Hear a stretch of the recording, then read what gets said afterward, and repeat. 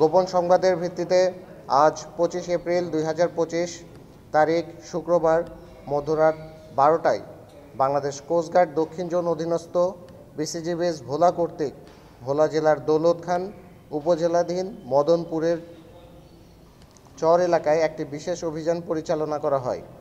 অভিযান চলাকালীন উক্ত এলাকা হতে 3টি দেশীয় আগ্নেয়াস্ত্র, 3টি দেশীয় অস্ত্র, 4 রাউন্ড কার্তুজ এবং 9টি 1000 টাকার জাল নোট সহ 3 জন কুখ্যাত ডাকাতকে আটক করা হয়।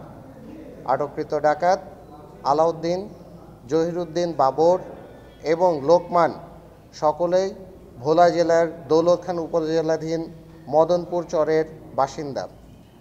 উদ্ধারকৃত অবৈধ অস্ত্র এবং আটককৃত ডাকাতদের বিরুদ্ধে আইনানুগ ব্যবস্থা গ্রহণের কার্যক্রম প্রক্রিয়াধীন রয়েছে।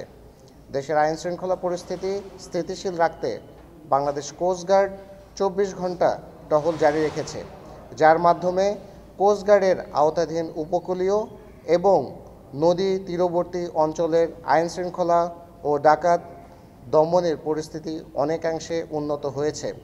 ডাকাত দমনে কোস্টগার্ডের এরূপ অভিযান ভবিষ্যতেও অব্যাহত থাকবে।